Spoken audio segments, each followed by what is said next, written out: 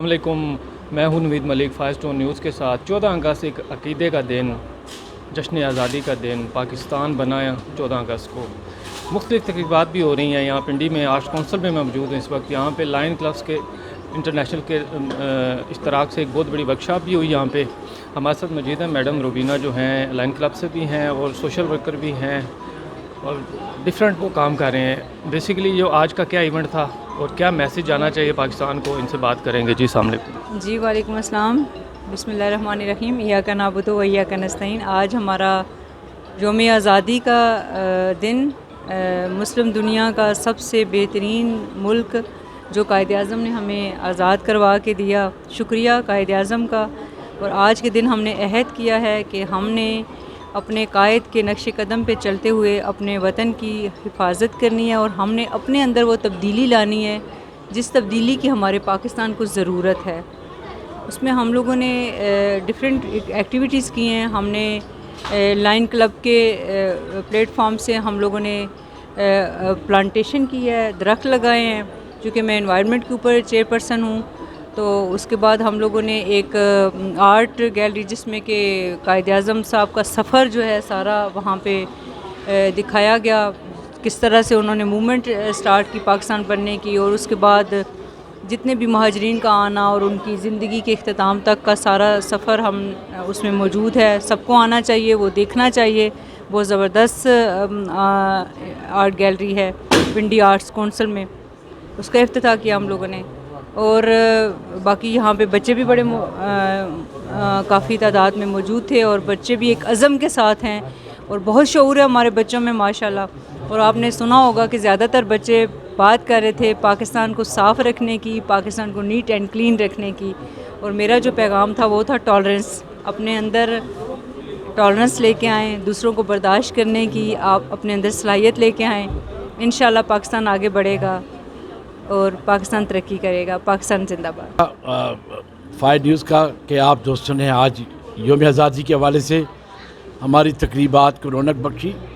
ہم گزشتہ 7 دنوں سے ایک پورا ہفتہ جشن آزادی کی تقریبات بنا رہے تھے مختلف انسٹیٹیوشنز کے ساتھ، اور مطلب ہے کہ جی ایڈوکیسی اپروچ کے ساتھ تحریک پاکستان کا سفر، نئی نسل کو روشناسی، لازوال قربانی کے پہلو اور پاکستان کو درپیش challenges, environment and climate change کے ایشوز کو ایڈریس کرنے کے لیے نیا پلیج، نیا ویژن، نئی سوچ کے ساتھ راہ متعین کرنے کے لیے نوجوانوں کو، عوام کو ان کی توجہ مبذول کرانے کے لیے کافشپ روح کار لائے۔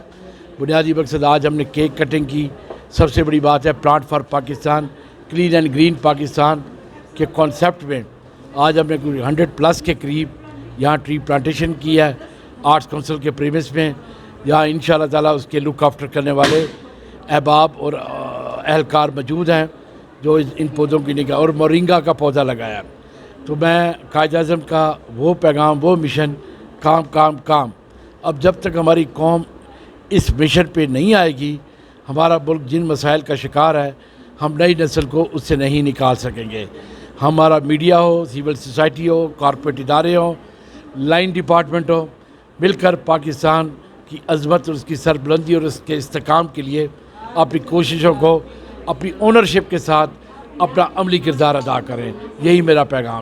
ہم ایک ادارہ ہے فلاحی حسنہ ویلفیئر جو کمیٹی چوک مری روڈ پہ چلا رہے ہیں، تو اس میں ہم نے ایسے بچوں کو ٹرین کیا ہے جو پاکستان کے لیے کام کر سکے، اور یوتھ ہے جو مطلب اپنے پاؤں پہ کھڑی ہو کے، جیسے قائد اعظم علامہ اقبال ہیں، ان جیسی شخصیات بنے، اور ان کو سکل دے کر ان کو اپنے پاؤں پہ کھڑا کر رہے ہیں کہ وہ بھی مطلب کہ ان جیسی ورکنگ کریں۔ اور آج 14 اگست میں سیلیبریٹ کرنے آیا ہوں، ادھر بہت انجوائے کیا میں نے۔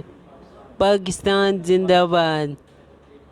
مجھے بہت اچھا لگا ہے یہاں پہ آ کے، بہت شکریہ ان سب کا۔ میں حسنہ ویلفیئر کے ساتھ آیا ہوں، تو ان کا بھی بہت بہت شکریہ جنہوں نے مجھے انوائٹ کیا۔ اسی طرح مجھے بہت ساری جگہ پہ انوائٹ کیا جائے، میں بھی اپنے گھر سے باہر نکل سکتا ہوں۔ ٹھیک ہے میں چل نہیں سکتا، پر جو چل سکتے ہیں وہ کیا کرتے ہیں؟ کچھ بھی نہیں۔ تو میں اپنی زندگی ہنسی خوشی گزارنا چاہتا ہوں، تو اس سب میں مجھے آپ سب کا ساتھ چاہیے. میں بس آپ سب کا ساتھ چاہتا ہوں. ٹھیک ہے، بہت بہت شکریہ. کیا پیغام دینا چاہیں گے پاکستان کے؟